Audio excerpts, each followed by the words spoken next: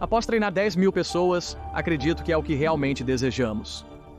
Não se trata de coisas grandiosas, mas de coisas únicas. Ken Coleman, você tem um motor. É isso que temos que descobrir. Desejo mais profundo do coração. Olá. Em 2005, sem experiência, sem diploma, mas com uma visão ardente dentro dele, ele mergulhou de cabeça no mundo do rádio, podcasting e oratória. Do futebol no ensino médio, em uma rádio interiorana, até entrevistar ícones como Dave Ramsey. Como um autor best-seller e co-apresentador do segundo maior programa de rádio de conversa sindicalizado na América, esta é a história de um sonho perseguido e um propósito cumprido. Nossa grandeza reside em nossa singularidade. Queremos sentir que nosso dia de trabalho, que estamos fazendo algo que somos bons, estamos fazendo algo que gostamos e estamos produzindo um resultado que importa. É isso que queremos e queremos ser reconhecidos por isso. Usando meu talento e paixão em algo que me importo profundamente para produzir um resultado significativo. Talento mais paixão, mais missão, igual propósito.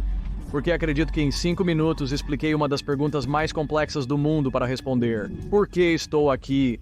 O que devo fazer na minha vida? Use o que você faz de melhor para fazer algo que você gosta. Para produzir resultados que você se importa. Quanto mais você serve sua equipe, melhor você serve sua equipe, melhor a unidade coletiva pode atender o cliente. E agora isso é uma vitória. Sua capacidade de crescer é completamente baseada na sua crença no seu potencial.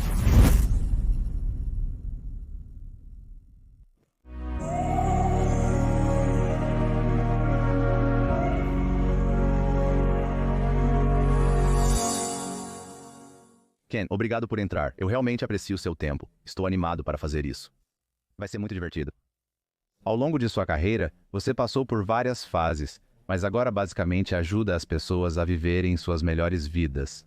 Você é um autor de best-sellers e treinador. Você está elevando as pessoas em todos os aspectos: trabalho, vida, propósito, tudo. Quero entrar em detalhes sobre seu treinamento e coaching ao vivo. Antes de começarmos, já era um grande fã do seu estilo de conteúdo, pois não é fácil de fazer. Mas vamos voltar um pouco.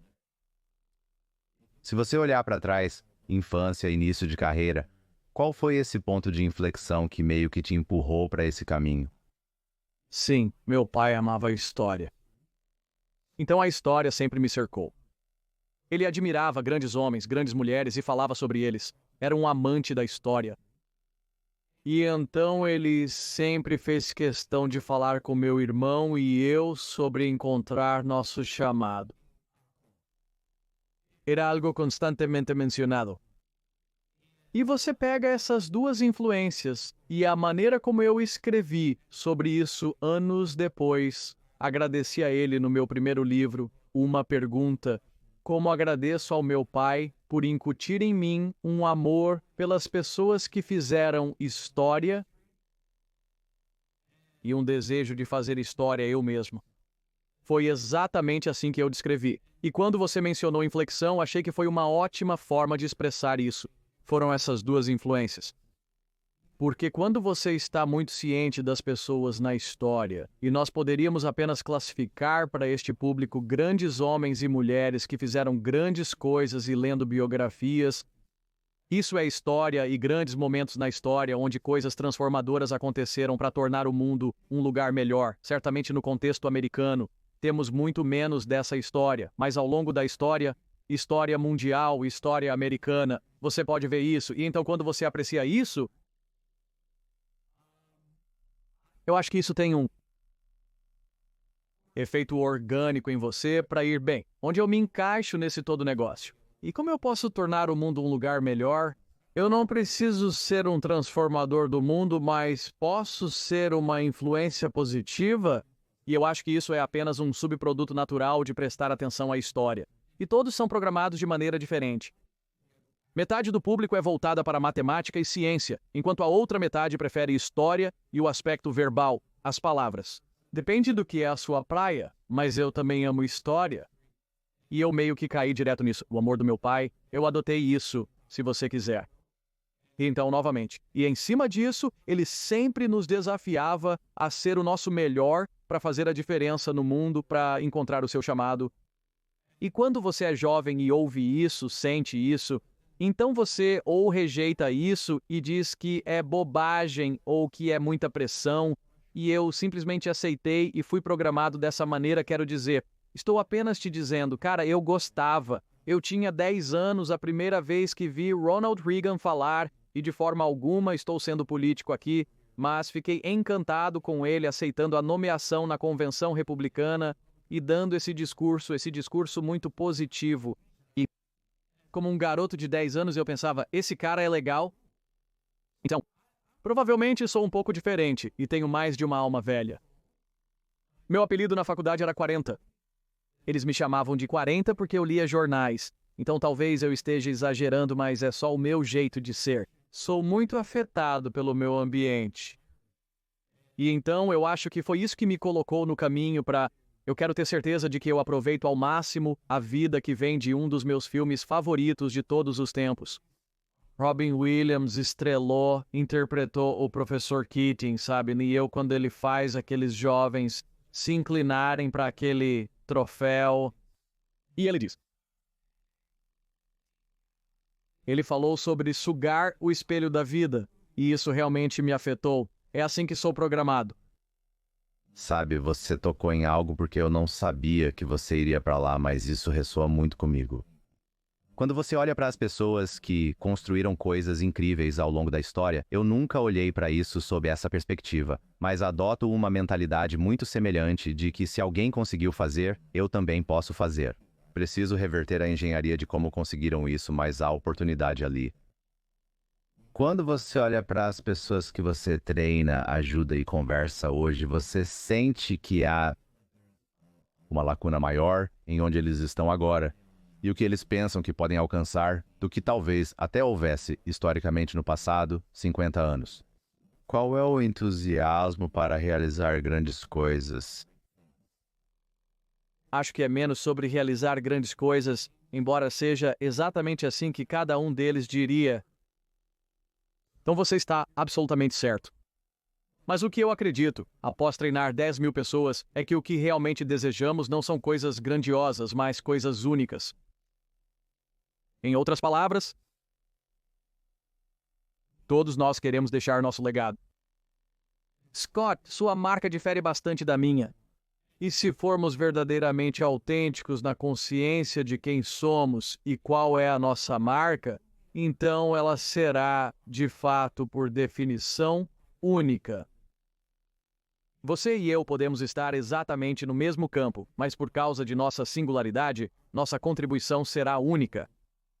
Então eu acho que todos nós pensamos, bem, queremos ser ótimos, mas o que eu realmente acho que queremos é ser únicos.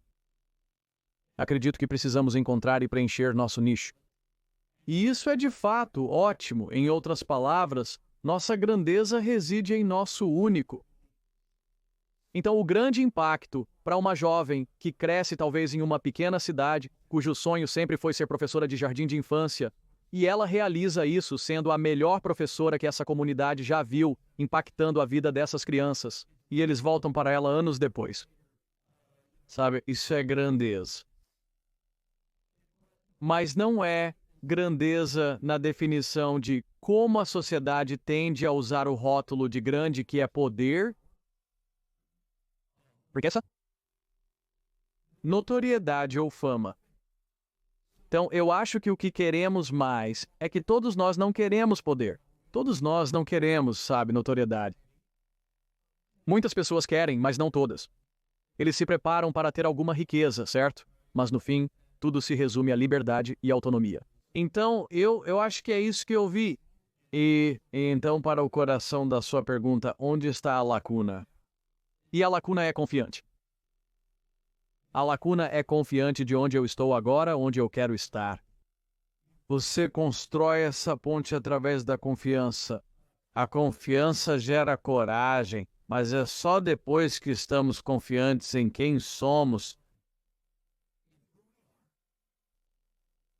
O que queremos fazer, onde podemos fazer, como podemos chegar lá. Confiança nisso, é isso que gera coragem. E então essa ponte é construída com clareza primeiro. Quanto mais claro eu estou para obter as respostas para aquelas perguntas que acabei de passar, então minha confiança aumenta, porque agora posso ver ao seu ponto, ok, eu posso fazer algo ótimo, assim como essas pessoas. Isso sabe? E então, de repente, a confiança surge naquela lacuna onde estamos, onde queremos estar. É como se a ponte surgisse com base na clareza, e então podemos caminhar com confiança para frente. E então, quando a vida nos lança as coisas difíceis, os atrasos, as rejeições, as falhas, temos a coragem de continuar porque estamos enraizados nisso. Clareza radical de quem somos, singularidade, para onde queremos ir. Esse é aquele senso de missão e valor. Onde e como podemos fazer todas essas coisas e perguntas. E é isso que nos leva ao nosso destino.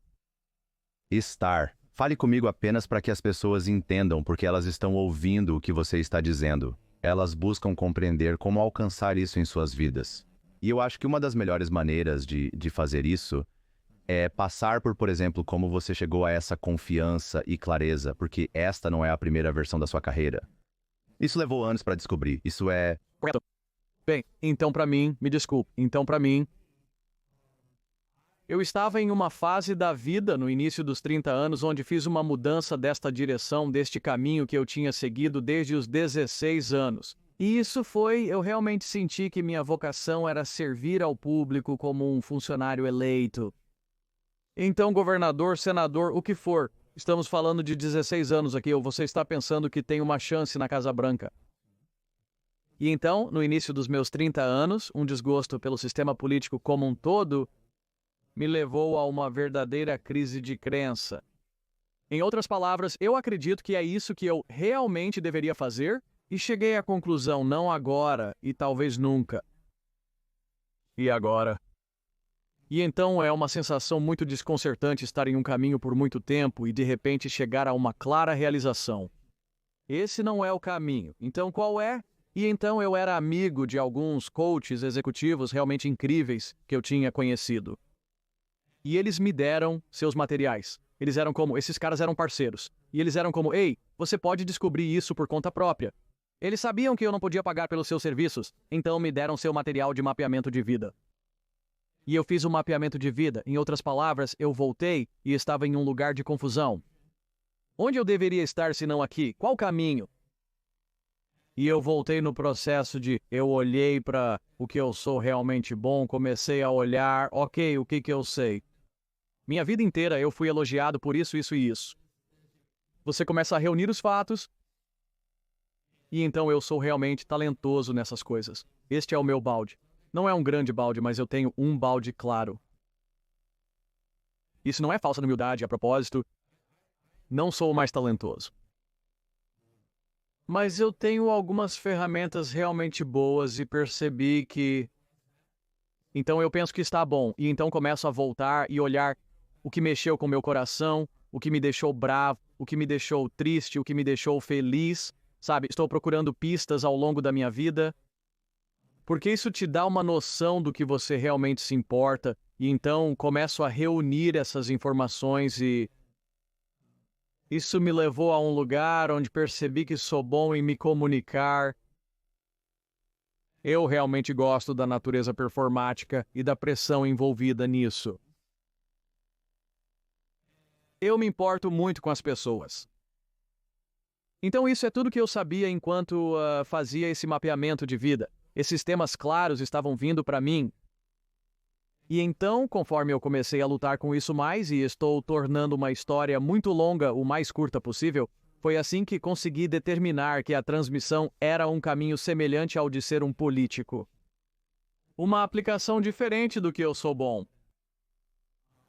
Mas havia semelhanças no que eu me importo profundamente, que era o componente das pessoas. Eu cresci em uma pequena casa de igreja. Meu pai era pastor de uma igreja muito pequena. Éramos de classe média baixa. Eu vi minha mãe e meu pai servirem e amarem pessoas de todas as raças, de todos os contextos. Esta não era uma mega igreja. Isso era uma igreja autêntica, eu chamo de igreja verdadeira, que ama e serve as pessoas. Meu pai limpava os banheiros no sábado e pregava no domingo. Eu vi duas pessoas que se importavam com as pessoas, a verdadeira representação do que o cristianismo deveria ser. Eles amavam as pessoas incondicionalmente. Não importava o que você tinha feito. Eles diziam, Deus te ama, nós te amamos, vamos lá. E isso desenvolveu em mim um verdadeiro senso de amor, cuidado, orientação e incentivo às pessoas. Esses foram os temas iniciais. Eu pensei, se posso transmitir isso, é por isso que não fui para a transmissão de esportes. Eu me aventurei nisso. Porém, a transmissão esportiva carecia no quesito de atender o público. E então, eu pensava que queria ser como os Dave Ramseys do mundo e alguns desses podcasters iniciais. Eu quero transmitir para ajudar as pessoas. E então foi mais ou menos assim que comecei na jornada. Sabe, você mencionou algo porque, mesmo quando você embarcou nessa jornada e encontrou todos esses diferentes componentes do que queria incluir em sua vocação, em seu trabalho, em sua vida, ainda há tantas saídas para isso. Ou seja, né, a transmissão é cerca de 70% alinhada, um podcast divertido pode ser 80% alinhado, e o coaching ao vivo talvez seja de 90% a 95% alinhado. Mas mesmo fazendo ao trabalho, o fato de você ter chegado ao ponto de olhar para essa infinidade de carreiras diferentes e então começar a ver onde queria se encaixar, isso já é mais do que a maioria das pessoas faz na vida. E você provavelmente vê isso o tempo todo, e eu estou apenas muito curioso. Nesta economia de trabalhos temporários pós-Covid, as pessoas foram demitidas em massas, as pessoas estão se comparando com indivíduos nas redes sociais. Eu presumiria que muitas das pessoas com quem você lida estão apenas cansadas, estressadas, deprimidas, confusas. Como está o clima agora para a maioria dos profissionais e pessoas que estão apenas tentando descobrir sua vida? Parece que é assim. Estou correto em presumir que está muito pior do que estava 5 anos atrás? Você está na linha de frente. Busco entender onde as pessoas estão em 2024. Em resumo, os dados indicam que as condições no mundo do trabalho estão se deteriorando. E isso é Gallup.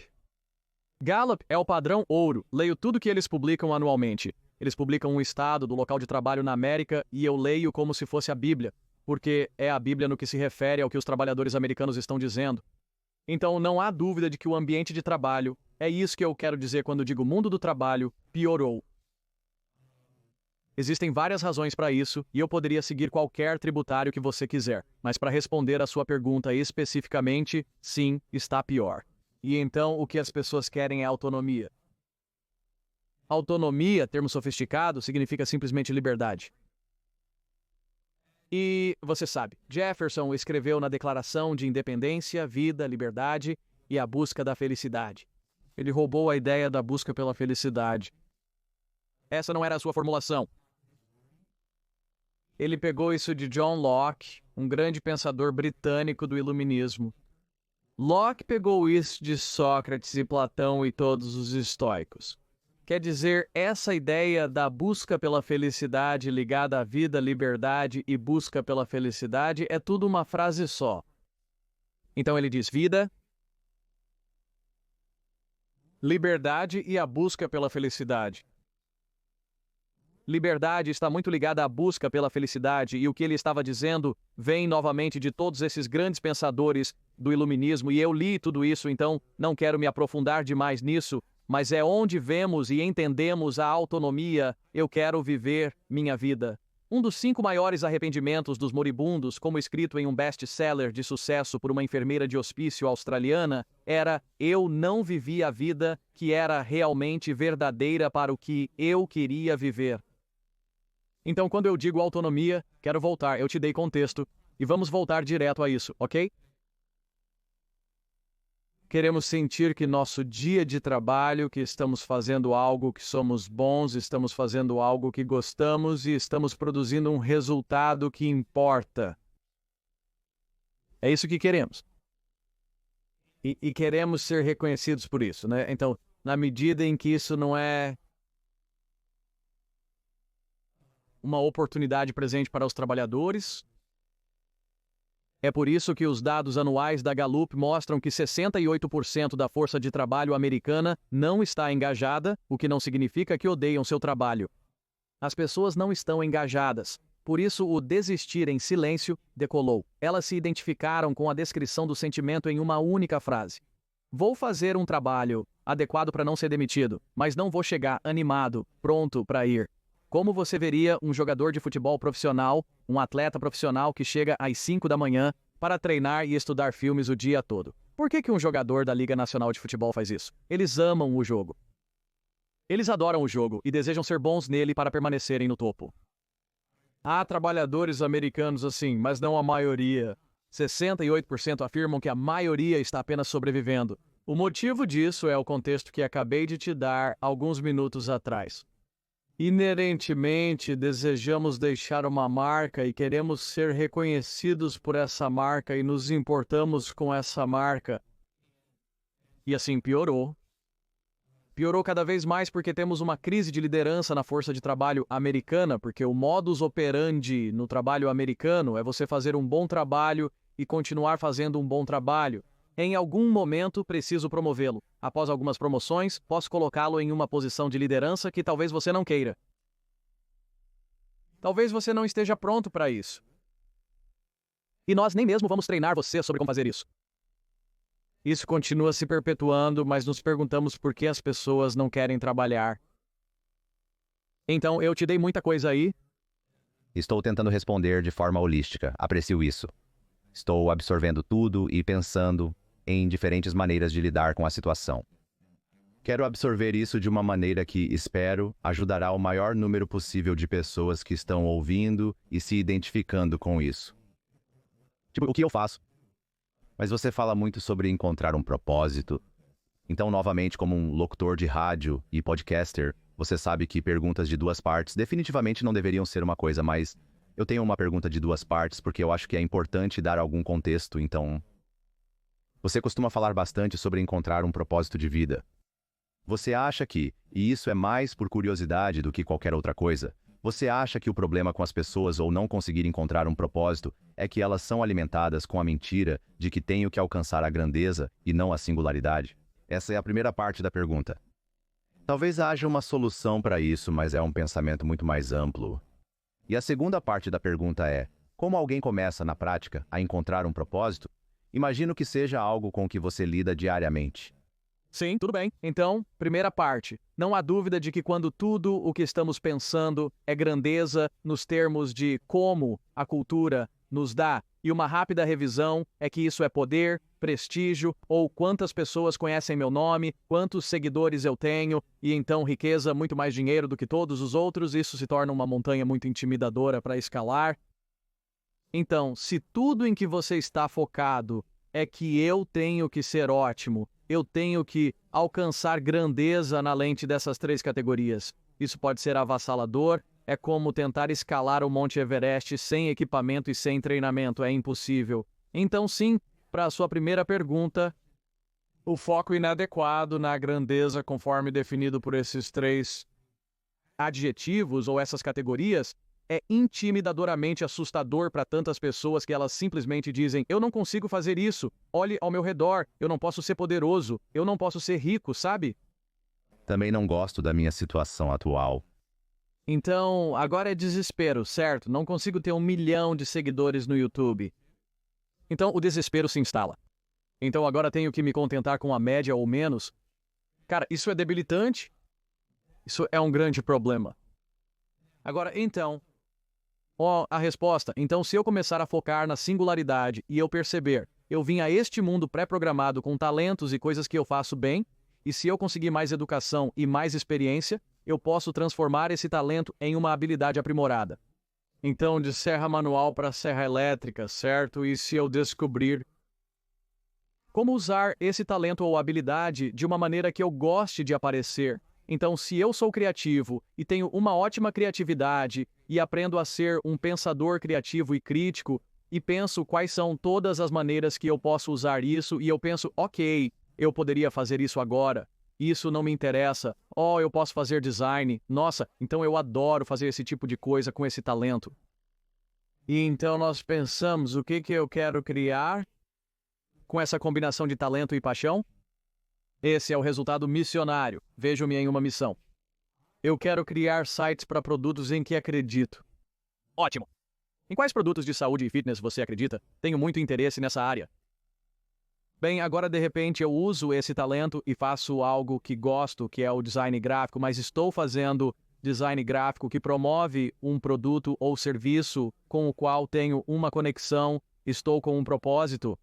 Não tenho problema em sair da cama na segunda-feira porque uso meu melhor talento para fazer algo que gosto e produzir um resultado significativo para mim. Deixe-me dizer isso novamente. Isso é propósito. Usando o que faço de melhor para fazer algo que gosto e produzir um resultado pelo qual me importo profundamente. É isso. Esse é o som que você vai ouvir. Em suma, é tão simples quanto parece. Essa é a minha metodologia. Talento mais paixão mais missão igual propósito. Então, para chegar à segunda parte da sua pergunta, me diga isso mais uma vez porque quero ter certeza de que ouvi, mas quero ter certeza de que entendi os detalhes disso. Bem, não, você realmente respondeu a primeira. Sim, você entrou nisso. Era realmente apenas qual é o primeiro passo que alguém pode dar para descobrir qual é o seu propósito. Uma vez que eles entendem que seu propósito não precisa ser o que a sociedade impõe. Seu foco não é a grandeza, é a singularidade. E quando eu me concentro na singularidade e te dou isso, é assim que descobrimos. Então, no que eu sou bom, talento, no que eu gosto de fazer, paixão e resultados que me importam profundamente, missão. Quando eu entendo isso, temos uma ótima avaliação chamada avaliação de clareza, que acompanha o livro Encontre o Trabalho para o qual você está preparado. E eu acredito na programação. Esses são os 3 fios. Quando eu descobrir isso, Scott, poderei analisar o local de trabalho e várias descrições de trabalho em diferentes indústrias e perguntar: esse caminho me permite usar minhas melhores habilidades para fazer o que gosto e produzir resultados que me importam? E então, de repente, lembre-se que eu falei antes sobre aquela ponte. Entre onde estamos e onde queremos estar? Isso se relaciona a encontrar um propósito no trabalho para que eu possa obter grande satisfação e também ganhar uma boa quantia de dinheiro. Seu máximo será construído usando o que você faz de melhor, amando o que faz para produzir resultados com os quais você se importa. É aí que você vai obter seu melhor desempenho, maior engajamento. Então esse é o plano simples, e é viável porque é realmente compreensível. Se eu pudesse, implementaria esse currículo em todas as escolas dos Estados Unidos da América imediatamente. Porque acredito que em 5 minutos expliquei uma das questões mais complexas do mundo de uma maneira tão simples. Por que eu estou aqui? O que eu deveria fazer na minha vida? Use suas habilidades para fazer algo que gosta, produzindo resultados significativos. Então aqui está o que vai acontecer. Grande proficiência, paixão tremenda, significado e dinheiro, querida. Ei pessoal, aqui é o Scott. Queria tirar um momento para agradecer de coração a todos vocês. Após 6 anos deste programa, tudo é graças a vocês. Suas audições, apoio e compartilhamentos mantêm isso funcionando. Quando comecei, não imaginava a magnitude que alcançaríamos, as vidas que tocaríamos, as histórias compartilhadas e as lições aprendidas juntos. É realmente humilhante. Acredito que estamos construindo algo especial aqui, uma comunidade onde ninguém precisa reinventar a roda. Estamos todos aprendendo e crescendo juntos. Eis o meu pedido. Se você ama este show e ele fez diferença para você, compartilhe com alguém que precisa dele. Conte a um amigo, poste nas redes sociais o que funcionar. É a melhor maneira de manter isso forte, trazer convidados ainda melhores e compartilhar mais sabedoria que muda vidas. Você pode nos encontrar em todos os lugares, inclusive no successstorypodcast.com, se gosta de ouvir podcasts. Se você gosta de vídeo, acesse o YouTube. É youtube.com/c/Scott500Clary ou o boletim informativo newsletter.scottdclary.com. Agradeço imensamente a todos vocês. Sigamos aprendendo juntos. Vamos continuar crescendo e vamos tornar este mundo um pouco melhor juntos. Tudo bem? Vamos voltar ao show? Também acho muito importante destacar que você não disse apenas comece um negócio que faça isso. Pode ser a sua praia ou não, nada a ver com isso. Sim. Porque adivinha, vamos tirar isso. Eu fiz segmentos no meu programa onde eu falo sobre se você luta com isso, isso e isso, nunca comece um negócio. Em suma, os empreendedores têm uma programação mental distinta. Empreendedores possuem um conjunto específico de talentos, habilidades técnicas e interpessoais. Com foco nas habilidades interpessoais, empreendedores são programados de forma diferente. Se você não é programado assim, não deveria tentar empreender. Sempre existe essa lacuna entre a motivação intrínseca, como você acabou de mencionar, e esses motivadores extrínsecos, como o dinheiro, que realmente é a principal coisa, e eu acho que Vamos mudar de assunto, mas acho que o problema é que as pessoas pensam que a única maneira de se sentir satisfeitas internamente e preencher essa lacuna é construir algo próprio, se tornar um empreendedor. Porque também parece, novamente, que existe esse ódio pelo trabalho das 9 às 5 e pelo emprego formal, que eu acho que está incorreto. Eu também concordo com você que nem todo mundo deve ser um empreendedor ou até mesmo precisa ser, ou mesmo precisa adotar a versão do empreendedorismo que parece ser a de abandonar Stanford e ir com tudo. Espero que consiga uma forma de ganhar dinheiro nos próximos 6 meses. Caso contrário, terá que voltar a trabalhar.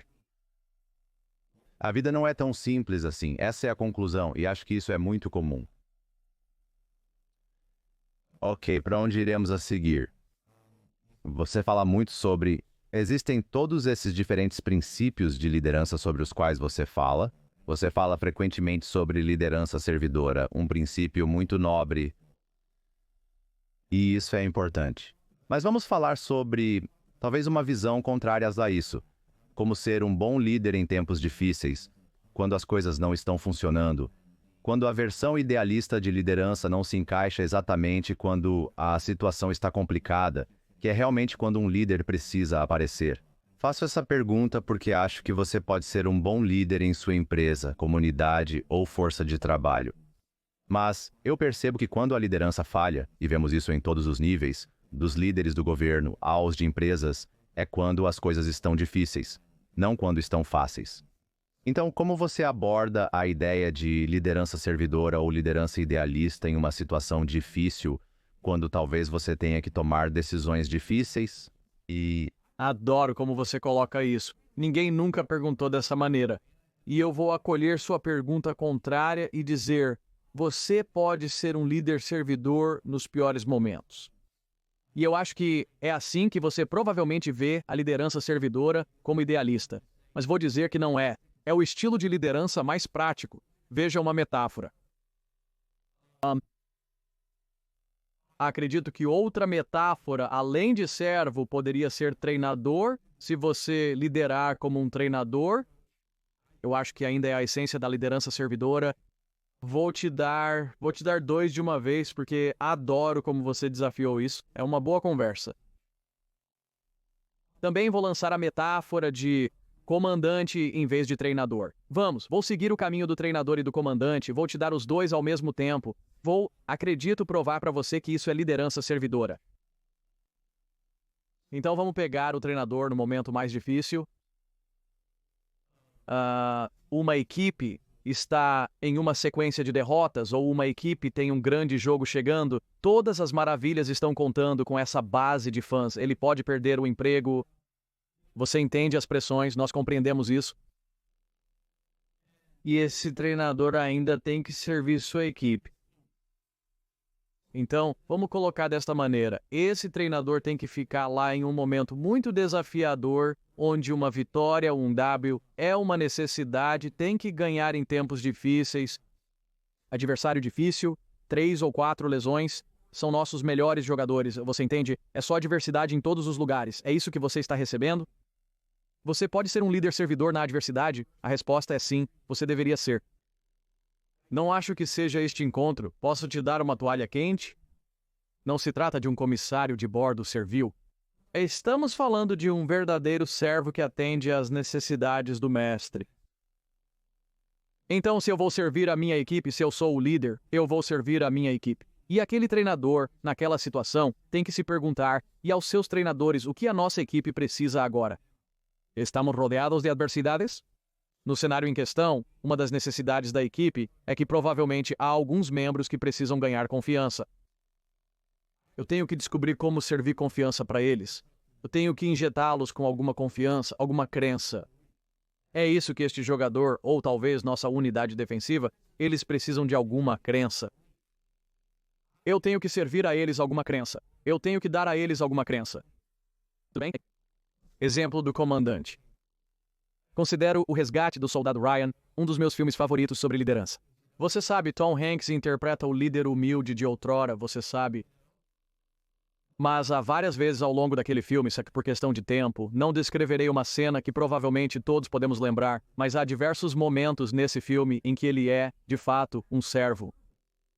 E o que que ele percebe? O que que a minha equipe precisa agora, né? O que que essa unidade precisa? Eles precisam de uma história. Há um momento clássico em que eles estão acuados. E ele pode dizer que os caras estão nervosos e sentindo falta de casa. E ele conta uma história e muda a vibe naquela sala. E é uma bela ilustração do diretor ali. Naquele momento, sua equipe precisava de alguma esperança.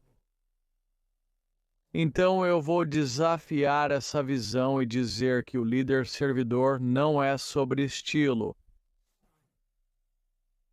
Servo não tem nada a ver com o seu temperamento, ou que você é manso, ou que você é humilde. Não, não. Um líder servidor é maniacamente focado no que a minha equipe precisa, no que a minha unidade precisa, no que essa corporação precisa.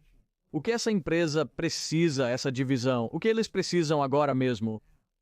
E quando você consegue pensar dessa maneira, nos termos mais humildes de um servo, e é por isso que esse termo é tão poderoso e é usado para descrever um líder servo, porque um servo estava no nível mais baixo de humildade em toda a sua existência, era para prover as necessidades de outra pessoa.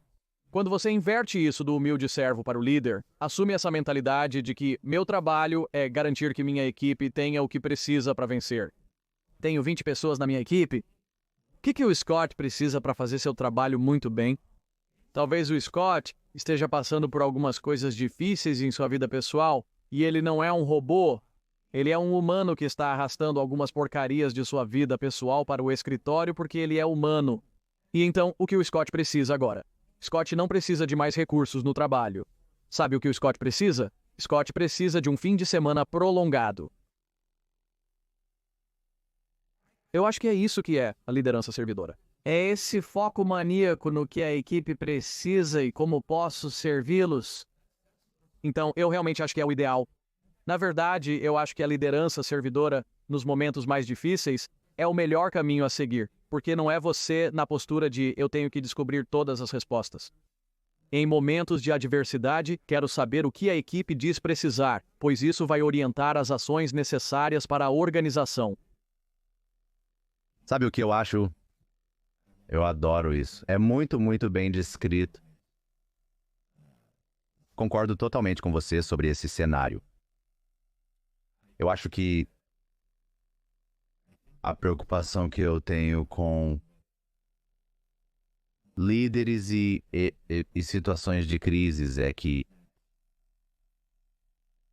a natureza humana é recorrer a um estilo de comando e controle quando a situação fica difícil.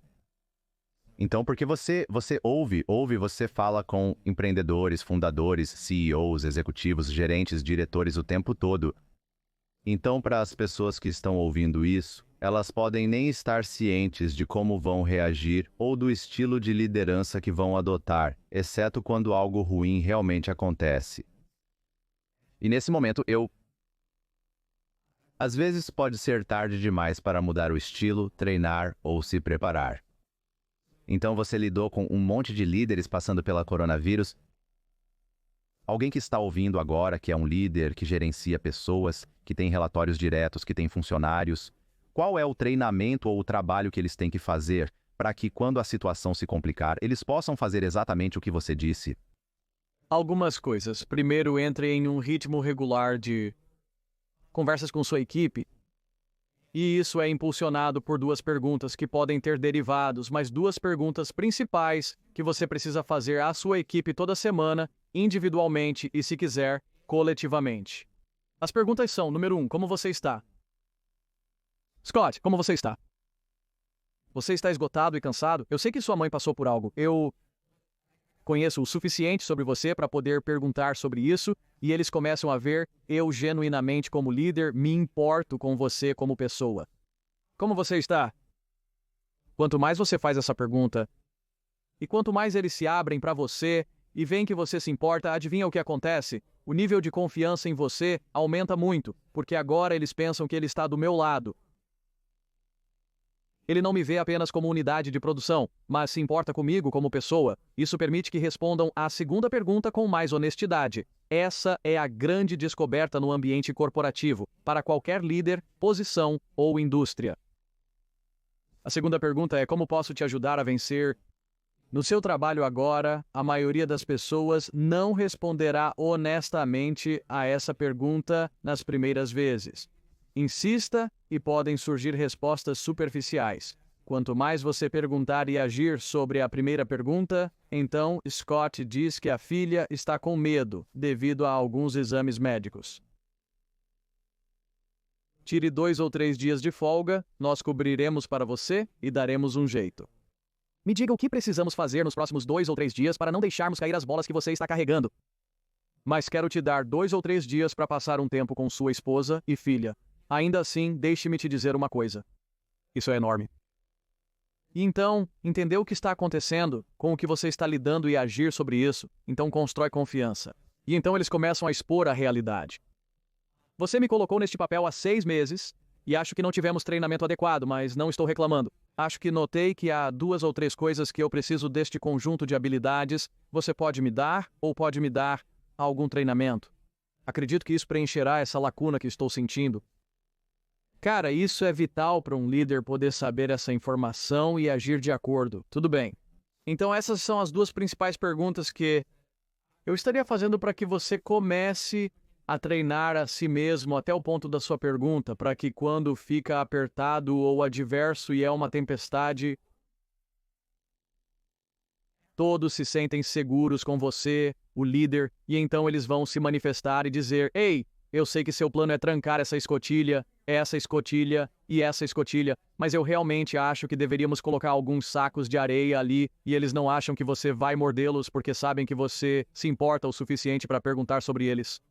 E você construiu rapport e eles sabem que você também se importa com a opinião deles. E essa liderança servidora entra e pergunta: o que vocês acham que deveríamos fazer? Acho que devemos fechar estas 3 janelas. O que acham? E devido às 2 coisas que você mencionou, há altos níveis de confiança no momento.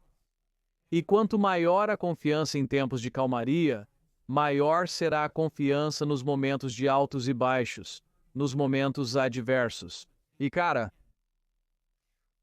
a confiança é enorme para pensar claramente e agir claramente quando você está contra a parede. Isso é enorme. E então somos capazes de agir, eu acho, de uma maneira muito mais calma e confiável. Na adversidade, todos estão do seu lado e revelam o que realmente pensam. E você diz: ei, escute, acho que está tudo bem, mas é melhor colocarmos alguns sacos de areia aqui primeiro. Se fizermos isso, nos dará tempo para resolver a situação. E você diz: sim, eu realmente acho isso ótimo e então você não está agindo sozinho. Voltando a algo que você me perguntou antes, eu quero dizer isso. O padrão para os líderes é resolver, não servir. E eu acho que se você servir, eles te ajudarão a resolver isso. Sabe o que mais acontece quando você adota essa mentalidade e constrói essa confiança e você serve para resolver? Você também resolve esse problema de trabalho sem sentido e da perspectiva do funcionário, porque agora o funcionário sente que pode traçar sua carreira com você e planejar seus próximos passos com você e descobrir onde eles querem acabar. Então, não apenas o funcionário vai sentir que essa temporada particular de sua vida tem mais significado, propósito e alinhamento futuro potencial.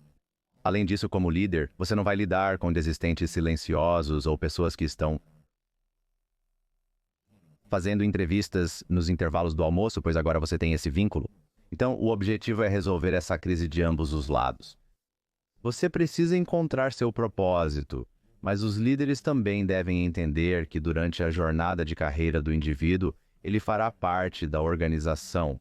Para aproveitá-los ao máximo enquanto estão na sua organização, você precisa agir assim. E então, de repente, você cria apenas uma versão melhor do trabalho. Sim, e para o seu ponto perfeito. Quando eu, como líder, sirvo bem a minha equipe, nós, como equipe, estamos melhor equipados para servir o cliente e não podemos esquecer toda essa conversa de servir e esperar um segundo. Tudo isso nos leva a realmente servir o público mais importante, que é o cliente. Se não estamos servindo o cliente, não temos negócio, você não tem empregos, e então é um efeito cascata. Quanto mais você serve sua equipe, melhor você serve sua equipe, melhor a unidade coletiva pode servir o cliente, e agora isso é uma vitória. Dançamos em torno disso, mas acho que é algo sobre o qual você fala frequentemente. E eu acho que é um conceito interessante, né? O impacto psicológico do trabalho sem sentido e isso ser psicologicamente torturante e além de apenas impactar a organização e impactar os clientes e impactar sua carreira pessoal, porque há muito mais nisso do que isso. Oh, tem tanta coisa. Quer dizer, é sobre autoestima. Tipo, sua capacidade de crescer é totalmente baseada na sua crença no seu potencial. Então, eu tenho que acreditar no meu potencial para que eu possa perceber minha capacidade de realmente crescer. Em outras palavras, uma vez que eu percebo que tenho potencial, então eu começo a olhar para isso e penso, então se o meu potencial está aqui e eu estou aqui, agora eu vejo a lacuna e posso ver onde posso crescer. Isso tem um significado tremendo. Você sabe o que é que eu quero dizer? Em outras palavras, autoestima. Então, no cerne da sua pergunta, uma pessoa que não acredita que seu trabalho importa, começa rapidamente a acreditar que ela não importa. Essa é uma forma de tortura praticada ao longo da história em campos de prisão. Viktor Frankl, autor de Em Busca de Sentido, considerado por mim a Bíblia sobre trabalho com propósito, escreveu isso após passar por essa experiência. Escreve em grande parte enquanto está em um campo de prisioneiros nazista e seu objetivo ele se levanta todos os dias e está tentando encontrar um propósito reescrevendo tudo, o que acredita e aprendendo com o que está fazendo enquanto move uma pedra pesada de um lado do campo de prisioneiros para o outro. Depois que a pilha é transferida, eles repetem o processo. É um trabalho sem sentido. Isso foi tortura mental. Foi tortura psicológica. Então, essa é a essência disso. Se eu não acho que meu trabalho importa para mim, eventualmente chegarei ao ponto em que penso, se não importa para mim, não acho que importa muito. Isso significa que eu não importo. E agora você está em uma espiral realmente assustadora. De depressão que pode levar a eu estou me medicando de tantas maneiras. E você me fez essa pergunta mais cedo na entrevista. Uma das principais diferenças no mundo do trabalho nos últimos 5, 10, 15 anos é tão grande a armadilha da falta de sentido. E é por isso que vemos depressão e todo tipo de coisas, estresse no local de trabalho, pessoas indo para casa, suas vidas físicas são péssimas porque estão comendo demais ou estão com açúcar. Você sabe que estão se medicando através do açúcar ou álcool ou seja lá o que for? Cara, quero dizer, todas as coisas que nós humanos fazemos que são prejudiciais para nossos aspectos físicos, emocionais e mentais são uma forma de medicação e eu não estou tentando exagerar isso, mas eu acredito que se eu pudesse acenar com uma varinha e dar a cada pessoa no mundo um trabalho significativo, você veria uma queda massiva nessas outras áreas de vícios e efeitos prejudiciais. Bem, eu acho que uma coisa que eu vi durante a coronavírus que é tão revelador do que você acabou de mencionar é que as pessoas prefeririam receber um salário do governo e ficar em casa do que fazer os trabalhos que estavam fazendo. Isso aconteceu com frequência, já que sou canadense. Acho que isso aconteceu aqui com um monte de cheques de estímulo ou programas de estilo semelhante. Isso é horrível. Isso é absolutamente horrível, porque isso é... Por que você acha que é assim? Estou curioso, o que você acha? Por que o humano diria que vai pegar o cheque do governo ao invés de traçar seu próprio caminho? Eu sinto que então, eu pensei sobre isso porque está tão fora de alinhamento com o que eu acredito e quem eu sou. Tipo, eu vejo o trabalho, mesmo quando estava começando na minha carreira, eu empurrava minhas aulas da universidade para noites e fins de semana, para que eu pudesse trabalhar durante o dia, porque eu via o trabalho como uma oportunidade de avanço, e eu via o trabalho como uma oportunidade de alcançar a vida que eu queria alcançar. Tudo bem, existe... A resposta. Exatamente. Então, quanto mais horas você tinha um destino. Sim. Veja, você tinha um destino. Então, deixe-me levar isso para uma pequena metáfora simples. Se você está dirigindo e me informou que há uma grande tempestade na região de Miami antes de iniciarmos a gravação. Então, imagine que você está em uma rodovia de Miami e eu estou falando de uma enxurrada de água, você não consegue ver além do capô do seu carro, né? O que você está fazendo? Você está dirigindo devagar? Você está dirigindo... você não está. Você está ligando seus alertas e encostando. Você acertou em cheio. Você acertou a resposta inteira. Eu começo a diminuir a velocidade e, eventualmente, eu encosto e fico preso esperando a tempestade passar. Quando você não tem um destino pessoal ou profissional, uma direção em mente, psicologicamente, emocionalmente e mentalmente você age da mesma forma que no carro. De repente você diz que vai pegar a conta, porque eu não estou avançando. Estou preso, não sei para onde devo ir. Então tem que existir. E assim é a existência. Torna-se a função primária, não persistência e progresso. Como eu só tenho que existir, eu aceito o cheque. É isso que está acontecendo. Há uma falta de direção, então eles estão presos. Como se estivéssemos em neblina ou chuva. Acontecendo, minha voz de repente, tudo bem, desculpe. Você pode pegar um pouco de água se quiser, não sei o que aconteceu. Talvez eu esteja muito animado agora. Não, está bom. Esse é um ponto muito importante. A segunda coisa que acredito estar em destaque para as pessoas, e gostaria de saber sua opinião, são as novas tecnologias. Na minha opinião, essas novas tecnologias substituirão o trabalho medíocre. Não creio que veremos mais trabalhos medíocres. Quer dizer, eu não consigo lembrar quem disse isso, mas o comentário foi que no futuro, você só poderá trabalhar nas coisas que quer trabalhar e não terá que fazer trabalhos que não quer, porque tudo isso será terceirizado para a tecnologia. Dado que trabalhos medíocres serão cada vez mais substituídos daqui para frente, não acho que veremos mais isso. E o fato de que você só pode trabalhar no que deseja. Onde você vê a tecnologia se encaixando em propósito, trabalho, aprimoramento de habilidades, desenvolvimento?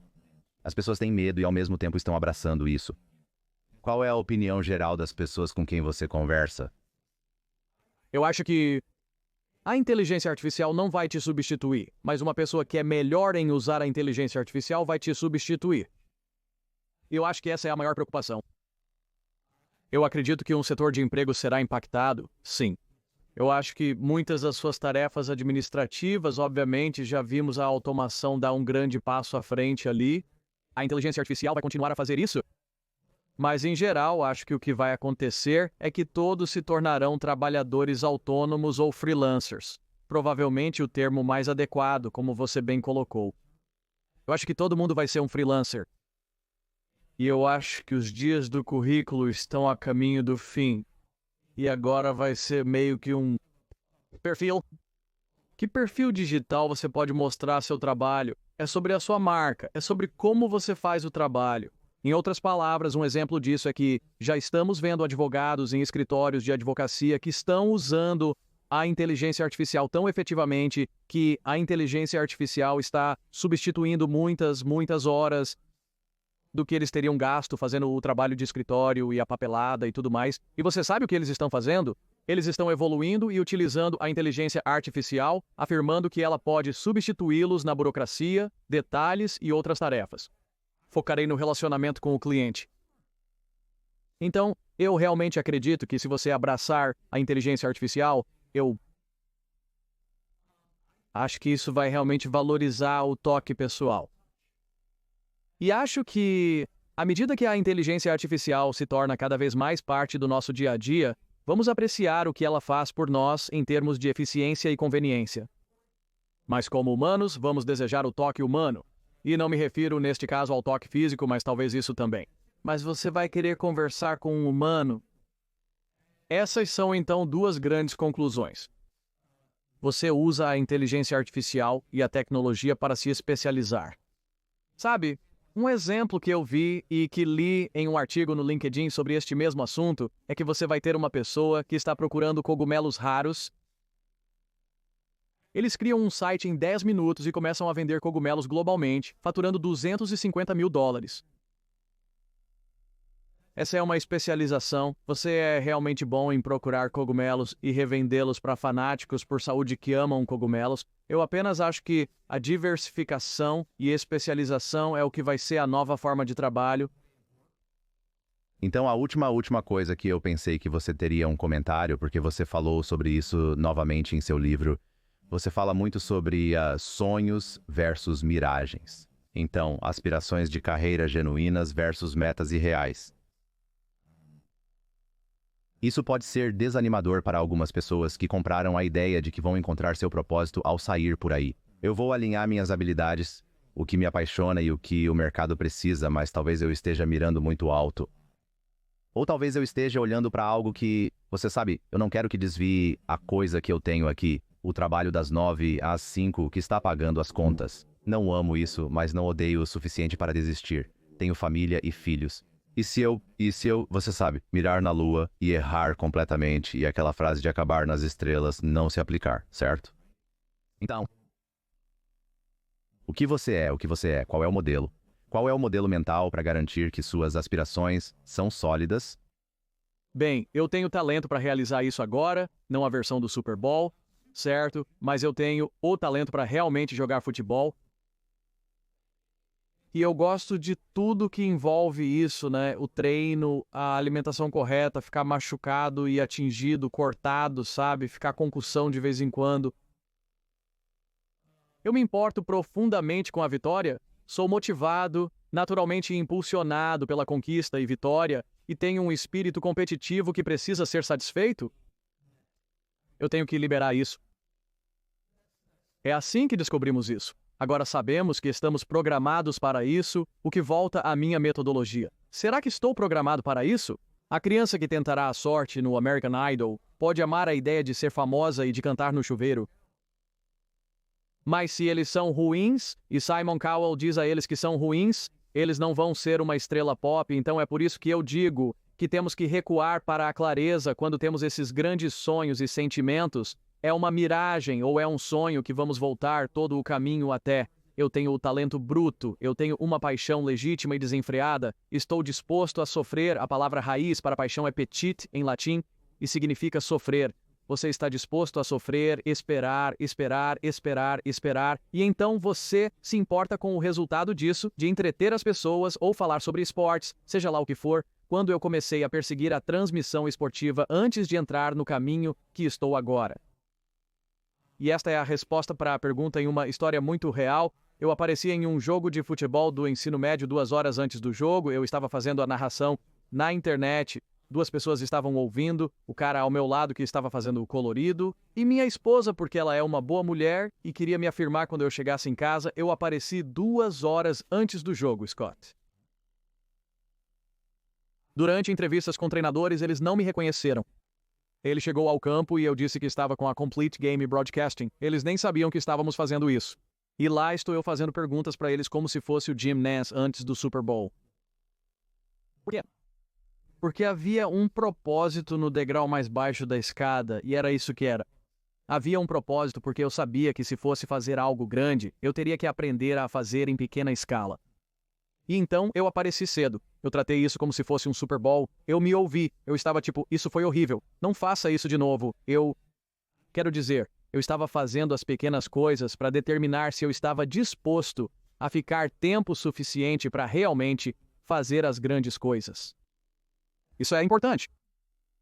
Então é assim que você determina se é uma miragem ou se é um sonho. Porque se for um sonho, você aparece 2 horas antes do jogo de futebol do ensino médio e faz muitas perguntas para ver se gosta disso o suficiente para eventualmente amá-lo. Veja, temos que entender que a miragem é um sentimento. Eu acho que gostaria de fazer isso, mas então quando eu tenho que aparecer e fazer o trabalho duro e me preparar e começar do zero, e se eu não gostar de estar no fundo, eu não vou amar isso. É a linha de fundo. Você tem que fazer as repetições. Então é assim que você sabe se é um sonho ou não, se você está disposto a sofrer rejeição. Sofrer paciência, esperar é sofrer. Meu Deus, esperar é sofrer. Sabe, se você está disposto a fazer isso, é um sonho. Isso mostra que estou disposto a começar do zero, ficar por um tempo e enfrentar dificuldades. E toda essa porcaria porque, caramba, eu posso sentir o gosto disso. E aqui estou eu hoje. Sabe, no primeiro dia em que fiz meu programa na SiriusXM, era um programa nacional, SiriusXM, e 2 meses depois eu estava em Nova York e eles me deixaram fazer meu programa a partir de seus estúdios em Nova York. Isso é puro glamour e brilho, bem ao lado do estúdio do Howard Stern. E eu estava preparando meu programa e olho para cima e Al Roker estava bem em frente a mim fazendo o programa dele. E eu me emocionei porque foi naquele momento que eu percebi que valia a pena aparecer fazendo o futebol do ensino médio e ninguém estava ouvindo e ninguém se importava. E eu estava longe da minha esposa e 3 filhos. Eu queria isso. Eu queria muito isso. Era um sonho que não era uma miragem. Eu amo o que eu quero. Eu quero trazer apenas mais umas últimas histórias, porque eu quero dizer que você trabalha com tantas pessoas incríveis e você responde todas essas perguntas ao vivo e você treina. E eu amo histórias também, então me conte uma ou duas, o que você puder escolher, algumas das conversas mais difíceis e treinamentos ao vivo que você teve que fazer. Quais foram os maiores desafios que você enfrentou ao longo dos anos trabalhando nessa área? Um dos momentos mais difíceis foi no início, quando estávamos apenas no Sirius, antes de entrarmos no rádio. Éramos da Sirius XM, fazíamos podcast e já estávamos nisso há cerca de 5 meses. E eu ainda não tinha recebido uma ligação que fosse angustiante. E foi a primeira ligação angustiante que eu já recebi. E eu digo que foi difícil, porque era tudo o que eu podia fazer para não soluçar no microfone. Isso foi difícil. E a história foi que um cara me ligou e se apresentou no início da ligação. Ele disse: Ken, eu tenho 2 caminhos. Estou na área de tecnologia agora, e estou nela há cerca de 5 anos, e vi um crescimento rápido e tenho uma oportunidade agora de aceitar um emprego que em alguns anos me colocaria em uma posição de diretor técnico, grande negócio, muito dinheiro, ações, todos os acessórios da vida profissional, ele disse, mas estou lutando com esse sentimento persistente que tenho de que deveria ser um terapeuta infantil, e foi assim que ele se apresentou, e então, cortando por toda a conversa, peguei mais alguns antecedentes, e em um determinado momento eu apenas olhei para ele, e ele estava realmente dividido, e eu tive a sensação de que ele realmente queria minha permissão para se afastar do grande futuro da tecnologia e se tornar um terapeuta infantil. Mas ele estava lutando com isso, levaria muito mais tempo e dinheiro, pois teria que se reeducar para isso. Para isso, é necessário obter um diploma e alguns graus avançados. Ele estava realmente lutando com esse caminho. Eu senti que o coração dele dizia para fazer terapia infantil, mas sua mente claramente pensava: você está louco? Vai desistir disso? Então, neste ponto da ligação, eu apenas disse a ele: acredito que há algo na sua história que está te compelindo e continua surgindo. O terapeuta infantil continua aparecendo por um motivo. Sou novato, estou aqui há 6 meses. Nunca tinha feito isso antes, apenas senti. E eu disse: o que é isso? E ele quebrou. Ele começou a soluçar. Bem, eu estava pensando, o que eu fiz? E isso estava começando a me afetar. Quando alguém está tão profundamente ferido e eu sabia que algo estava lá e ele gaguejou isso. Ele disse: eu fui abusado quando criança. E não quero que isso ocorra novamente com ninguém. Mas se acontecer, eu quero ser para essas crianças o que meu terapeuta foi para mim. E cara, ele está ainda estou um pouco emocionado com isso, mas ele estava soluçando enquanto dizia isso. Isso levou cerca de 30 segundos para dizer o que eu disse em 7. Agora, foi difícil ficar naquele momento com aquele cara e decifrar. Eu não acho que ele precisa que eu diga muita coisa. Ele precisa ouvir isso, e se ouviu dizer isso.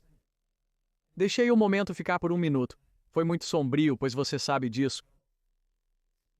Era ao vivo, e você apenas deixou respirar, e eu apenas disse: essa é a sua resposta, cara. Então encontre um jeito, você é inteligente sobre isso, mas você deveria preencher a lacuna e ajudar outras pessoas a se tornarem quem você é, agora. E foi apenas, cara, tudo o que eu pude fazer para não chorar. E, essa foi provavelmente a ligação mais difícil que já tive que lidar por causa da sensibilidade dela. E há um momento para parar de treinar. E eu fiz. Felizmente estava no momento e consegui ir. Aí está a resposta. Sabe, eu argumentaria que você na verdade não parou de treinar. Você realmente treinou do jeito que as pessoas deveriam treinar. Eu acho que você realmente guiou alguém através de um momento realmente difícil, o que eu acho que é, na verdade, a versão mais bonita de um treinador. Eu acho que apenas treinadores tinham uma conotação diferente associada a isso, que é um outro problema que eu tenho com, sabe, treinadores, entre aspas, que não teriam lidado com essa situação da mesma maneira. Sim, eu apenas aprendi que sempre há uma história por trás da história deles. Quando alguém apresenta uma opção A ou B e eles indicam que estão mais inclinados para a B ou mais inclinados para a A, eu aprendi a perguntar a eles o que do seu passado você acha que está influenciando esse sentimento. E eu sou um firme crente de que se você fizer o trabalho que eu mencionei, que você tem o talento, e então seu coração está dizendo de maneira avassaladora, e isso é o que paixão e missão, o que eu amo fazer e os resultados que me importam profundamente são todos do coração. Então eu sempre digo às pessoas para seguir o coração quando você está indo mais forte em uma luta de wrestling. Tudo o que estou perguntando é se você tem o talento bruto, que com treinamento e experiência você pode conseguir. Se a resposta for sim para isso, então é melhor seguir seu coração. Você vai chegar ao fim de sua jornada e vai se arrepender. E eu quero que as pessoas cheguem ao fim de sua jornada e relembrem, sabe? E é isso que aquele cara estava enfrentando naquele momento e estava tão profundamente enraizado em uma ferida que ele havia curado e então ele nunca teria sido feliz com a tecnologia. Porque havia um profundo e persistente buraco em seu coração. Todos nós desejamos deixar nossa marca, cada um de uma maneira diferente. Nem todas as marcas estão enraizadas em uma dor profunda e difícil, como mencionamos no início da conversa. Mas eu diria que, em algum nível, há dor por trás de toda direção proposital. Há algum nível de dor. Pode ser a dor da frustração ou da rejeição, independente do motivo. Sabe, eu acho que é por isso que você se saiu tão bem no trabalho, que escolheu assumir, porque você lidera com empatia, que obviamente foi mostrada naquele momento, mas provavelmente é o que permitiu que você fosse um nível mais profundo do que muitas pessoas que se autodenominam treinadores ou tentam apoiar e guiar as pessoas através de momentos de carreira em suas vidas, momentos pessoais em suas vidas. Se você fosse olhar o que te fez tão bom no que você faz, isso foi mostrado naquele momento e tem sido mostrado em centenas de momentos desde então, quando você orienta as pessoas e ajuda as pessoas e apoia as pessoas. E você acabou de mencionar que vai um nível mais profundo. E olha quais são as coisas subjacentes que estão provocando essa frustração interna. Eu quero extrair algo de você que você meio que entendeu seu superpoder que pode ajudar. Ajude as pessoas a passar pela vida, seja melhor em orientá-las. Não precisa ser outros treinadores. Porque eu acho que esse é um talento muito nobre. Eu acho que é tão simples quanto fazer perguntas de vários ângulos diferentes. Cave até atingir o metal. Eu realmente acho que é isso. Eu sou muito curioso por natureza, todos nós temos um nível de curiosidade. Eu sou realmente muito curioso. Eu estava em uma reunião antes deste podcast, onde estou me encontrando com meu produtor em algumas coisas e estamos tentando algumas coisas novas no meu show, e ele estava resistindo a uma ideia que eu acabei de jogar lá, e eu podia dizer que ele estava ficando um pouco, não estava feio de todo, mas ele estava ficando um pouco assim. E eu disse, ei, eu não estou dizendo que a minha ideia é certa. Eu só preciso obter alguns ângulos a mais sobre isso. E ele riu, pois é assim que foi programado. Eu também faço isso em reuniões. Quando alguém me diz não para uma ideia e eu não sinto que olhamos para ela de todos os ângulos, então eu continuo fazendo perguntas. Bem, e quanto a isso? Bem, por que não isso? É assim que eu sou programado. Eu não chego à certeza tão rápido quanto outras pessoas, mas quando chego à certeza, eu estou lá. Eu diria que isso é um superpoder. Eu tenho o dom do discernimento, mas é a pergunta que me faz ir a vários níveis, ou talvez vir de um ângulo diferente para verificar se o que estou sentindo e discernindo é real. É isso que ajuda. Acredito que isso vai nos ajudar, mas é o que tenho que ensinar as pessoas ao vivo, no ar, em 8 minutos. Tive que aprender a fazer isso rapidamente. Quer dizer, eu te treinando em 1 hora nem é justo. Sim. Principalmente quando consigo ler as coisas e compreendê-las. Meu treinamento foi feito principalmente por telefone. Então você tem que ouvir as coisas. Então eu apenas aprendi a fazer perguntas e perguntar de várias maneiras diferentes para verificar o que estou discernindo, e então eu revelo a eles o que estou vendo, e eles então me dizem se estou certo ou errado, mas nesse ponto eu digo, bem, aqui está o que estou vendo ou ouvindo. E eles irão validar ou dizer, não, não, não, você está errado, ok, mas na maioria das vezes estou certo porque não revelo o que estou vendo ou ouvindo, até que eu tenha cavado até chegar ao fundo do buraco e estamos acertando em cheio. Eu adoro isso. Eu adoro isso. O que não abordamos sobre probabilidades que você acha que seria valioso? Você entrou em tantos tópicos diferentes. O que faltou? Sabe, tem um tópico que explodiu no meu Instagram e foi a microgestão. 10.200.000 visualizações de um vídeo de 30 segundos de mim dizendo que a microgestão é sobre medo. Se você tem um microgerente, precisa entender algo. Eles têm medo. Eles estão aterrorizados. Então isso pode ser um tópico divertido. Não sei se você tem um público de liderança, porque é instrutivo para alguém que está lidando com isso. Como você lida com esse microgerente? Como um ângulo que poderíamos seguir? Não, eu acho que não. Não, aliás, então eu pensei que tínhamos encerrado isso com a conversa sobre liderança. Mas, sabe, talvez eu acho que as pessoas ainda sentem, tipo, ouça, há líderes ruins em todo lugar. Não temos escassez de líderes ruins. Então podemos conversar de novo. Apenas uma sugestão, vá onde quiser. Não, eu não me importo. Passamos por muitas situações distintas, tornando a microgestão um assunto quente. Mas por que ela continua sendo um tópico relevante? Sinto que superamos a microgestão. Sinto que é coisa do passado. Sinto que não deveria ser mais aplicável. Sim, mas ainda é um problema enorme. O motivo é que, como falávamos antes, as pessoas desejam autonomia. Autonomia significa que você pode ser livre mesmo trabalhando para alguém. Mas o senso de liberdade é que, ei, Scott, eu te contratei para fazer isso. Certo? Eu vou te dar as ferramentas necessárias e te treinar como fazer isso. Vou te dizer como e quando quero que você faça. Mas eu vou deixar você fazer isso. Depois de fazer isso algumas vezes, faremos uma revisão para identificar onde melhorar, mas não é assim que funciona. O que vemos é que, como um líder temeroso, a microgestão ainda é um atributo tão sufocante. Eu chamo isso de um traço mortal de liderança porque é a resposta de um líder temeroso. Eles têm medo porque não têm todos os recursos que têm de cima ou sentem que alguém está respirando em seu pescoço e estão tentando controlar uma situação que sentem que não têm controle. E a única maneira que eles sabem como controlar é o que chamamos de microgerenciar, que é, você sabe, estar excessivamente envolvido, dominador. Eles não estão fazendo isso por serem pessoas ruins, mas sim por serem líderes ruins. Esse pode ser o único modelo que eles já viram. Em segundo lugar, pode ser porque estão sentindo um medo imenso. E quem é racional quando está com medo? Quando estamos com medo, tentamos controlar tudo para eliminar os riscos.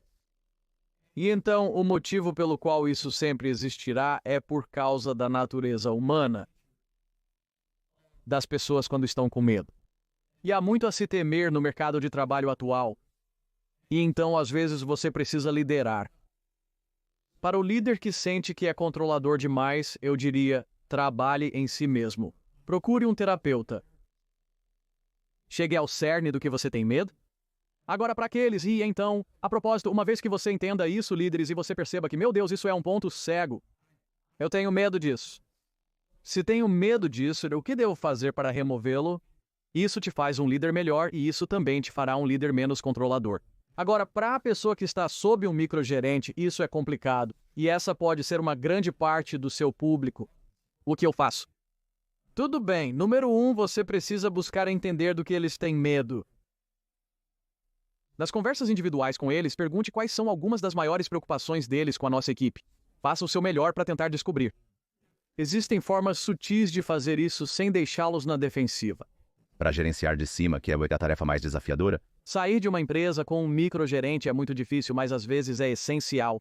Nem sempre é possível, então você terá que lidar com a situação como um adulto. E eu acho que a maneira de fazer isso é buscar entender com algumas perguntas muito inteligentes e algumas observações Do que eles têm mais medo? Tudo bem, agora que sabemos do que eles têm medo, como você pode lidar com isso? Você pode não ser capaz de consertá-los, mas talvez possa estabelecer um limite com você. Você percebe que eles têm muito medo de não serem comunicados. Então, o que eu vou fazer? Eu vou supercomunicar. Eu identifiquei que eles têm medo de não saber tudo o que está acontecendo. Então, sabe o que eu vou fazer? Quanto a mim, meu papel e relacionamento com eles, eles saberão de tudo. Marcarei uma reunião semanal, enviando um e-mail às sextas-feiras para atualizá-los. Gerencie esse medo. E aqui está o que vai acontecer. Eles não vão mais olhar para você e eles vão rejeitar o medo em você. Eles dirão, eu não preciso me preocupar com Scott. Scott é o modelo. Adivinha o que acontece? Eles desviam a atenção de você e isso pelo menos melhora a sua situação. Talvez então isso se espalhe. Talvez seus colegas de trabalho perguntem, o que você fez, Scott? Como você é o favorito? Você disse que tem uma notícia para mim. Você não é o favorito. Sabe o que fez? Descobriu. Eles meio que temem aqui, então quero dizer, o medo. As coisas estão ótimas. Você sabe como nós temos que nos envolver, temos que arregaçar as mangas e ir dar a algumas pessoas imperfeitas que estão liderando. Então isso é apenas essa questão. Tem sido um ponto sensível quando eu apenas mencionei brevemente nas redes sociais. E você sabe, honestamente, quando você coloca algo para fora e 10 milhões de pessoas estão assistindo e você 40 mil compartilhamentos nos comentários, você sabe como, eu pisei em um nervo. Então, enquanto o termo não é novo, é muito e sempre será uma questão no local de trabalho em um conteúdo de liderança. Eu acho que um problema é às vezes quando pontificamos de uma torre de marfim que o trabalho é assim ou assado, isso realmente não reflete as realidades do dia a dia de alguém que tem um gerente ruim e é por isso que é um problema tão grande. Eu tenho mais uma, eu estava apenas olhando seu Instagram porque agora eu estou tipo, isso é ouro, mas tem mais uma coisa que provocou um pensamento. Então, a segunda maior, eu acho, ou uma das maiores postagens que você fez foi sobre promoções e aumentos de salário. E eu pensei, vou te contar uma história muito breve. Então houve um ponto na minha carreira onde isso não está diretamente ligado a isso, mas é também algo que provavelmente acontece com as pessoas. Então eu queria subir para o próximo nível. Eu estava em vendas, vendendo para pequenas empresas. Queria mudar para o mercado intermediário e tanto o gerente quanto o diretor estavam a bordo. Eu estava matando os números. E se eu tivesse me mudado internamente para a organização, eu teria recebido um aumento de salário de 10%. No entanto, se eu tivesse sido recrutado de fora da organização, eu estaria ganhando cerca de 10 ou 15 mil dólares a mais em comparação com uma promoção interna para o exato mesmo cargo. Então o que acabou acontecendo é que meu diretor disse, me dê sua demissão e eu te contratarei externamente. Foi pura política de bobagem no trabalho. Tão estúpido. Enfim, aconteceu e consegui o aumento salarial. Foi ótimo, minha carreira progrediu a partir daí. Mas há tanta besteira na América corporativa com a qual as pessoas lidam que eu não acho que a pessoa média saiba o que fazer a respeito. Tipo, ele era um mentor. O diretor foi um mentor para mim. Ele me guiou por esse processo. Mas tantas pessoas se ferram basicamente o tempo todo. Outra coisa em que vejo as pessoas se ferrarem é quando tentam crescer em uma empresa. Às vezes é mais vantajoso financeiramente mudar de emprego do que permanecer no mesmo lugar. E também acho que a postagem que viralizou foi promoção sem aumento de salário. Então todas essas besteiras, política e empresas tão grandes, metade da empresa nem sabe que isso está acontecendo em um dos departamentos. Todos esses problemas são problemas reais com os quais as pessoas lidam em suas carreiras e que os impactam financeiramente. Escolha qualquer um dos 3 exemplos que mencionei ou aquele que viralizou no seu Instagram. Qual é a sua recomendação para pessoas que estão presas nessas circunstâncias ruins? Bem, eu posso te dizer isso. Se você está sendo manipulado, então isso não vai mudar. E o que você acabou de descrever é manipulação. As empresas estão desesperadas para contratar. Eles não podem te pagar, então inventam essa promoção. Vão te promover, mas sem pagamento. E então é uma jogada manipuladora. É uma forma de desonestidade. Simples. Se isso está acontecendo com você, isso continuará acontecendo. Então, eu não vou tolerar isso. Eu colocaria suas coisas em ordem. Antes de confrontá-lo, tenha um plano. Porque se você não tem um plano, não adianta confrontá-lo. Então você é jogado na rua. Então você tem que ser maduro. Então eu construiria uma ponte se você sente que financeiramente está bem e pode fazer isso, ou que vai alinhar algumas coisas. Eu confrontaria uma vez e apontaria isso. Porque muitas vezes os líderes se safam porque nós, como funcionários, não estamos dispostos a ter uma conversa difícil porque temos medo. Mas se você pode remover esse medo e dizer, eu não estou com medo, e eu sou maduro, e eu respiro um pouco, acho que muitas coisas podem mudar se apenas tivermos uma conversa difícil com o nosso líder. Mas eles se safam porque não os desafiamos por medo de que vamos perder nosso emprego. Muitas vezes, por medo, adiamos algo por muito tempo, até ficarmos desesperados e então simplesmente desistimos. E eu não necessariamente faço o que é melhor para mim. Trocar de emprego nem sempre é o melhor para progredir. Então vale a pena ter a conversa difícil sem medo e ver se eles dizem, sabe de uma coisa? Você me alertou sobre isso e me sinto um completo idiota. Então eu não vou fazer isso. Mas se deixados à própria sorte e você não diz nada sobre isso, eles se safam. Sabe? Isso é um terreno escorregadio. É assim que eu lidaria com isso. Tendo a conversa difícil, confrontando-os com respeito e humildade e dizendo como me sinto a respeito disso. Isso não parece certo. E se eles reagirem a isso e fizerem a coisa certa, ótimo, grande vitória ali. Isso eleva a todos. Se não reagirem, estará lá o seu filho. Agora eu posso ir, e não vou questionar essa decisão. Esse é o meu conselho, a prescrição que eu daria se alguém me ligasse no ar com essa pergunta. Não desista e jogue as mãos para o ar. Muitas vezes, os líderes estão tomando essas decisões porque sentem que é tudo o que tem ou acham que é a melhor decisão, e se você apenas mostrar um pouco de tudo bem, eu vou fazer, isso não é suficiente para fazê-los questionar, desafiar, e muitas vezes você vai descobrir que eles precisavam ser desafiados para dizer, sabe de uma coisa, isso é meio babaca, eu não vou fazer isso, e muitas vezes você vai descobrir que suas mãos estão atadas e eles estão sendo instruídos a fazer isso, ou eles sentem que não têm opções. Nesse ponto você diz, não quero estar em uma organização assim. Sabe, essa é a dura realidade. Eu acho que, sabe, tudo o que você quer está do outro lado de uma conversa difícil. E eu acho que tudo o que você faz e realmente o que estou tentando fazer neste podcast é para garantir que as pessoas não desprezem oportunidades ou circunstâncias no momento que podem parecer tão inocentes e realmente não tão significativas.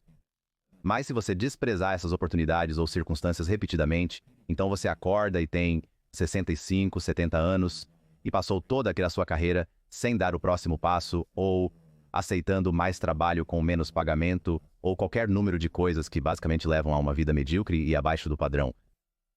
Acho que é isso que estamos tentando. Você está 100% certo. Acomodando-se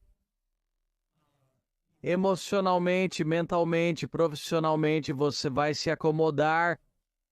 Você realmente vai, assim, estar resolvido para o fundo, assim como se eu colocar um monte de terra em um pote de vidro agora cheio de água, essa terra vai se acomodar no fundo. E eu sinto que esse tipo de movimento aqui, eu posso ver essa terra, se você quiser, apenas movê-la um pouco. E isso desceu sim. Eu acho que isso é, sabe? Agora, deixe-me dizer isso no lado oposto disso.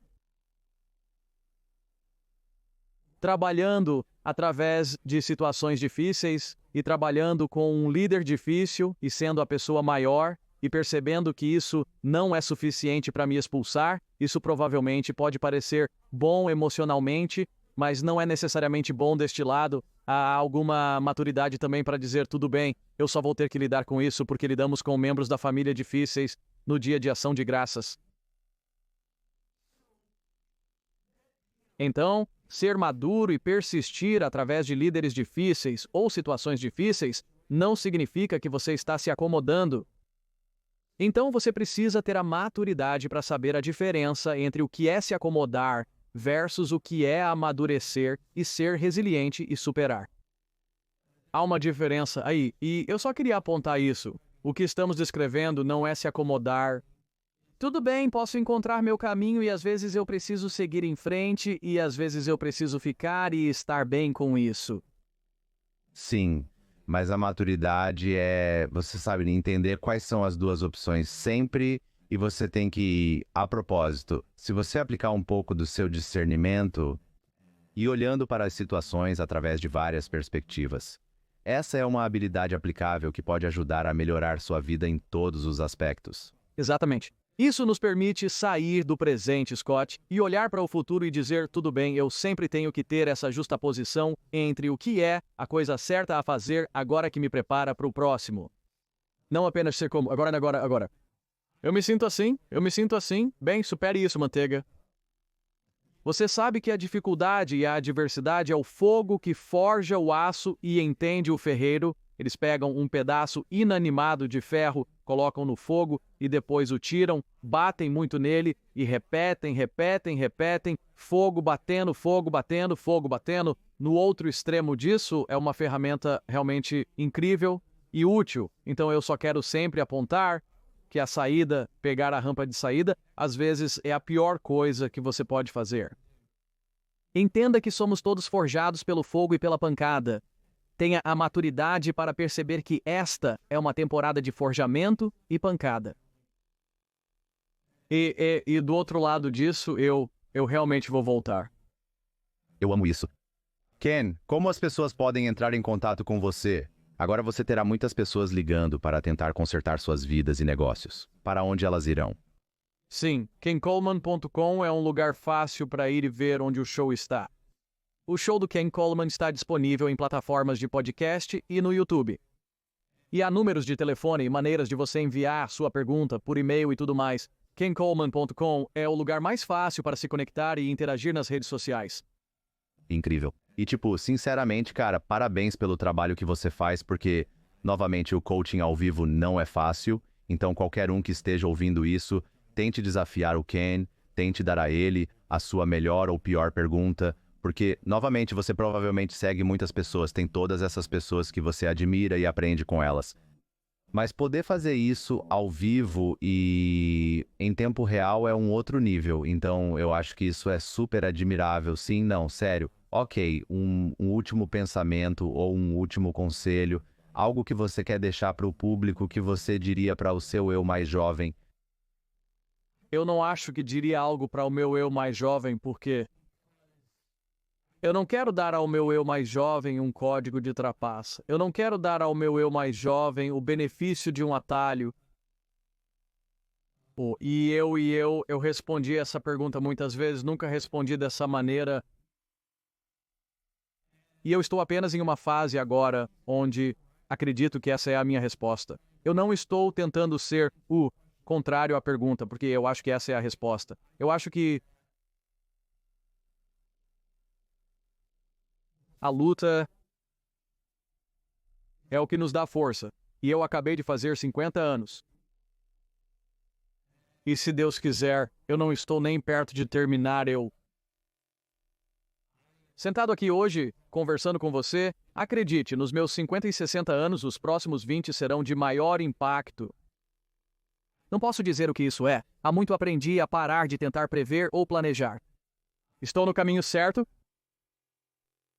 Mas eu me sento aqui hoje olhando para você como um cinquentão, dizendo, eu não diria nada ao meu eu de 20 anos, além de talvez continuar seguindo em frente. Talvez seja isso, eu não daria conselhos, apenas diria, siga em frente. Eu consegui fazer isso, mas eu acredito que todas as lutas, e eu posso te contar luta após luta, após luta, após luta, após luta. Na minha vida pessoal, com minha família, na minha vida física, minha vida profissional, mental, eu poderia te contar algumas histórias de batalha incríveis. E cada uma dessas foram tempestades pelas quais eu consegui passar. E como resultado, essa luta me deu a força para fazer o que estou singularmente preparado para fazer agora. E as lutas que enfrento amanhã me preparam para a força de que preciso daqui a 5 anos, 10 anos. Essa é minha resposta sincera. Eu só diria, você conseguiu, garoto. Eu persistia sem atalhos extras, pois isso seria roubar de mim mesmo. da luta. E eu acho que nós nos desviamos muito como pais neste país. Eu também levanto minha mão, não quero pegar no pé de ninguém, falo comigo mesmo. Não quero que ninguém se ofenda. Deixe-me provocar você a pensar. Não se ofenda. Minha geração, nós fomos terríveis nisso. Estou criando 3 adolescentes da geração Z. E eu poderia te dizer que se eu pudesse fazer algo de novo, eu teria deixado eles lutarem mais. É a natureza da paternidade remover a luta. E agora nos foi vendido a ideia de remover a luta, segurança, segurança, segurança, segurança. E eu acho que é o experiência com perigo e falha que no final das contas nos molda da melhor maneira.